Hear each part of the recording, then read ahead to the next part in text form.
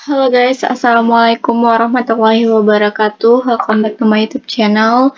Kembali lagi di YouTube channel aku, Dea Ardana. Di video kali ini aku bakal share ke teman-teman gimana sih bentuk kartu peserta UMPTKIN di tahun 2024. Nah, ini adalah contoh kartu peserta UMPTKIN tahun 2023 dan ini bakalan sama untuk tahun 2024. Nah, bagi teman-teman yang kepo gimana sih bentuk kartunya, apa aja sih isi kartunya, teman-teman silahkan lihat atau tonton video ini dari awal sampai akhir. Semoga rasa kepo kalian hilang setelah melihat kartu ini. Dan juga bagi teman-teman yang pengen gabung grup PTKIN atau pejuang UMPTKIN, silahkan klik linknya di deskripsi video ini karena di sana ada link grupnya. Silahkan gabung dan silahkan untuk follow Instagram Ambis PTKIN dan juga subscribe channel Dea Ardana karena di sana akan banyak banget informasi seputar PTKIN dan juga informasi seputar kampus PTKIN yang ada di Indonesia. Nah, langsung aja kita bahas gimana sih bentuk kartu peserta UMPTKIN dan apa aja sih yang harus teman-teman lakukan dan hal-hal apa yang harus teman-teman hindari pada saat pelaksanaan UMPTKIN nanti. Oke, langsung aja kita bahas. Stay tune. Oke, teman-teman, untuk yang pertama kita perhatikan dulu yang bagian atas. Di sini ada tulisan kartu peserta UMPTKIN. Di sini nanti tulisannya bagi teman-teman yang 2024 nanti tulisannya di sini tahun 2024. Kemudian nanti di bagian ini ada data diri teman-teman. Nah, di sini nanti ada foto. Kenapa ini nggak ada fotonya? Karena aku hilangin untuk sementara karena menjaga privasi dari yang punya kartu ini. Jadi fotonya nggak ada, tapi nanti pada saat kalian download kartu UMPTKIN pasti akan ada foto kalian yang udah kalian upload pada saat pendaftaran. Kemudian di sini ada tulisan SSE di mana ini adalah sistem seleksi elektronik di mana nanti kaliannya melalui SSE. Kemudian ada PTKIN titik lokasi. Nah, ini di mana teman-teman mengambil titik lokasi ujian. Misalnya teman-teman ambil lokasi ujiannya di UIN Jakarta, ya nanti tulisannya di sini di UIN Jakarta, atau nanti misalnya teman-teman ambilnya di UIN Jogja, nanti di sini ada tulisan UIN Jogja. Kemudian di bagian ini ada sesi. Biasanya dalam sehari itu ada 3 sesi atau 4 sesi. Nah, teman-teman nanti harus lihat teman-teman masuk ke sesi berapa, sesuaikan dengan kartu peserta yang nantinya teman-teman dapatkan, apakah sesi 1, 2, 3 atau seterusnya. Kemudian di sini ada nomor ujian. Nah, biasanya nomor ujian ini teman-teman gunakan untuk melihat pengumuman UMPTKIN tahun 2024. Nah, bisa jadi juga nanti yang digunakan adalah NISN antara dua itu ya. Kemudian di sini ada tanggal lahir. Tanggal lahir di sini dari tahun dulu, kemudian bulan baru tanggal. Jadi nggak usah panik kalau misalnya kartu kalian tanggal lahirnya tahun lebih dahulu. Jadi nggak usah panik. Kemudian di sini ada nama lengkap teman-teman. Siapa nama lengkap teman-teman? Pastikan benar. Kalau misalnya ada kesalahan, silahkan nanti lapor ke pihak UMPTKIN. Kemudian di sini ada jenis kelamin dan ada di sini nomor telepon atau nomor HP. Nah, teman-teman nanti nomor HP ini adalah nomor HP yang aktif. Nah, untuk berkebutuhan khusus kalau misalnya pada saat pendaftaran teman-teman nggak bikin atau nggak berkebutuhan khusus, nanti tulisannya akan tidak. Tapi kalau misalnya teman-teman berkebutuhan khusus, mohon maaf, nanti teman-teman di sini ada di sini disebutkan berkebutuhan khususnya apa, karena itu akan membantu panitia dalam menolong teman-teman pada saat pelaksanaan. Nah, ini adalah bagian biodata teman-teman. Kemudian di bagian kedua ada yang namanya jadwal ujian. Nah, jadwal ujian di sini teman-teman menyesuaikan dengan jadwal UMPTKIN 2024. Nah, teman-teman lihat di hari apa teman-teman dan di tanggal berapa. Nah, biasanya untuk jam juga dirincikan seperti ini, misalnya dari jam 10 sampai 10.20 untuk itu registrasi peserta ujian. Teman-teman masuk ke ruangan, teman-teman melihatkan kartu ujian. Nah, kemudian dari jam 10.21 sampai 10.24 itu melihat tayangan video tutorial. Karena ini ujiannya di komputer, jadi teman-teman harus melihat tutorial dari pelaksanaan ujian UMPTKIN nantinya. Kemudian dari jam 10.29 sampai 10.30 itu login SSE UMPTKIN. Jadi teman-teman silahkan login menggunakan nomor NISN atau nomor ujian. Kemudian 10.30 sampai 12.30 itu teman-teman melaksanakan ujian SSE UMPTKIN. Nah, jadwal ini pasti nanti ada di kartu peserta UMPTKIN, dan untuk kalian angkatan 2024 nanti kartunya di-download pada tanggal 1 Mei 2024. Kemudian kita lanjut ke bagian program studi pilihan teman-teman. Nah, di sini satu yang teman-teman harus ingat, program studi pilihan ini adalah maksimal 3 PTKIN dan juga 3 program studi. Nah, bebas mau teman-teman pilih 1 boleh, 2 PTKIN boleh, atau 3 PTKIN juga boleh. Nah, di sini nanti akan ditampilkan juga program studi pilihan teman-teman, di pilihan 1 jurusan apa, pilihan 2 jurusan apa, pilihan 3 jurusan apa. Jadi, untuk bagian ketiga adalah bagian program studi. Yang tadi ada 1 bagian biodata, yang kedua tadi ada bagian jadwal, dan yang ketiga ada bagian program studi pilihan peserta. Nah, kemudian selanjutnya ada PTKIN titik lokasi. Nah, tadi aku udah sampein di awal kalau misalnya PTKIN titik lokasi ini adalah tempat di mana teman-teman akan melaksanakan ujian.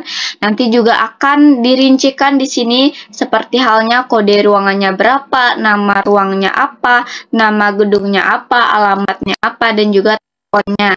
Nah, di sini kode ruangnya juga dijelaskan rinci, nama ruangannya, dan pokoknya semua yang berhubungan dengan lokasi ujian dirincikan di bagian ini.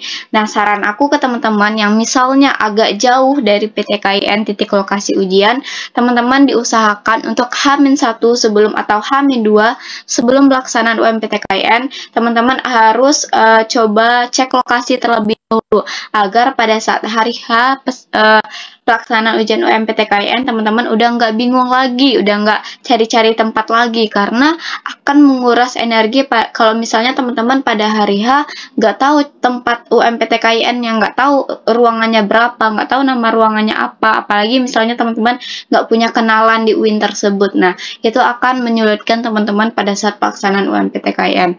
Dari itu makanya aku menyarankan ke teman-teman untuk coba cek atau coba survei lokasi dulu H-1 atau H-2 sebelum pelaksanaan UMPTKIN tahun 2024. Nah, di sini adalah bagian dari tempat pelaksanaan ujian. Nah, di sini ada notes bagi teman-teman. Peserta wajib mengikuti ujian SSE UMPTKIN dengan memperhatikan tata cara, alur, dan tata tertib yang telah ditentukan. Nah, di bagian tata tertib ini, semisalnya teman-teman tidak melakukan atau melanggar tata tertib, teman-teman akan didiskualifikasi pada pelaksanaan UMPTKIN, dan itu akan merugikan teman-teman. Nah, di sini juga ada reminder atau note bahwasanya pengumuman kelulusan UMPTKIN. Kalau di sini bulan Juni 2023, kalau misalnya di 2024 itu di bulan Juli, jadi agak mundur 1 bulan.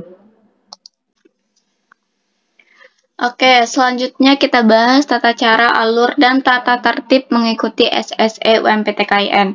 Nah, di sini kurang lebih ada 13 tata cara mengikuti ujian SSE UMPTKIN. Teman-teman harus cermati semuanya, harus baca. Yang pertama ada peserta wajib mencetak kartu peserta dan membawanya pada saat ujian dilaksanakan. Nah, aku menyarankan ke teman-teman silahkan print 2 atau 3 kartu UMPTKIN tersebut, karena untuk print nggak terlalu mahal lah ya, karena takutnya nanti basah atau hari hujan atau teman-teman lupa atau salah taruh. Nah, itu akan menyulitkan teman-teman pada saat ujian UMPTKIN. Setidaknya teman-teman udah punya kartu UMPTKIN yang lain, semisal kalau misalnya kartu yang pertama rusak atau basah atau lain halnya.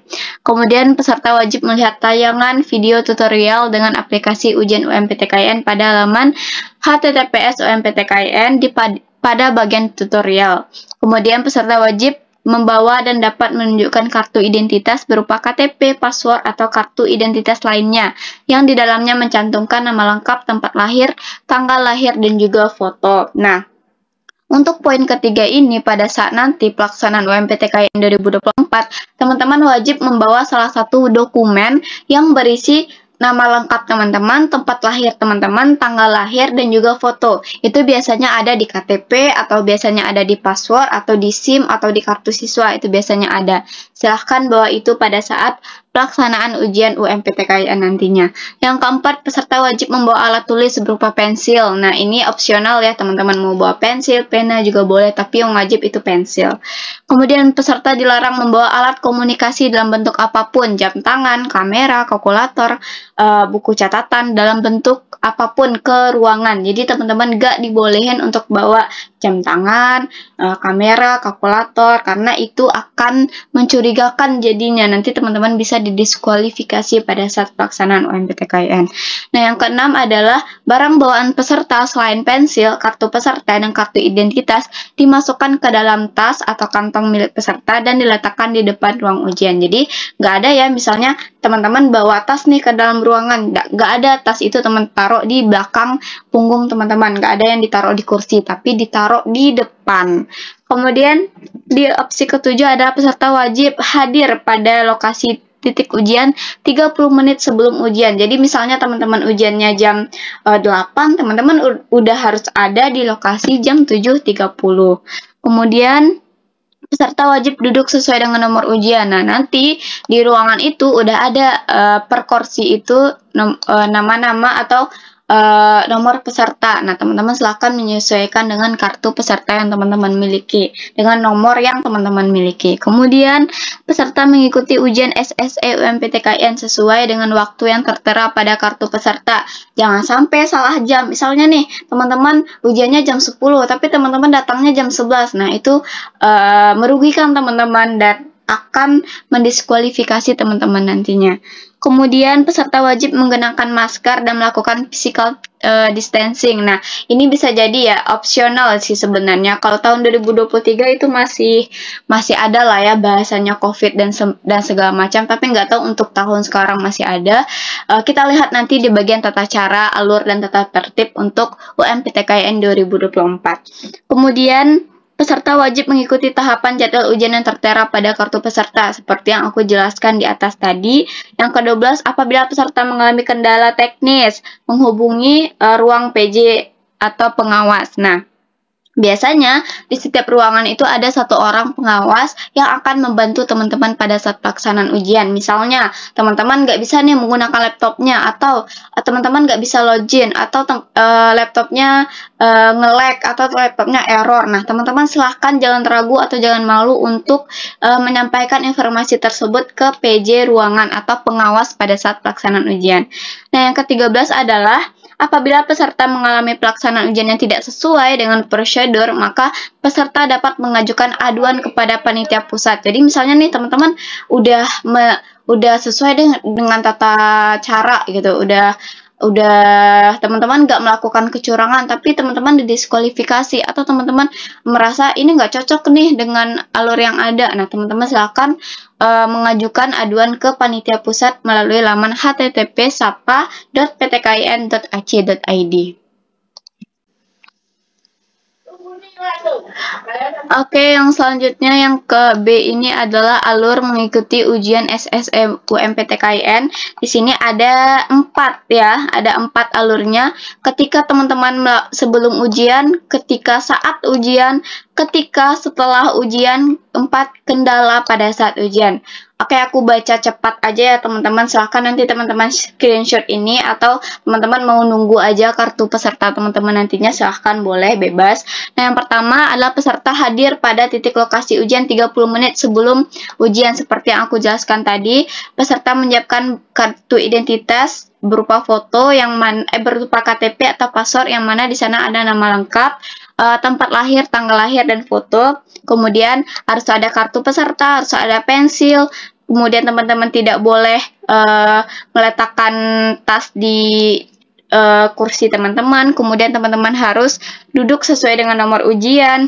teman-teman melakukan registrasi ujian, teman-teman harus menonton video tutorial dan juga teman-teman langsung login setelah melakukan yang namanya menonton video tutorial. Nah, pada saat ujian, nah ini adalah hal yang paling krusial menurut aku.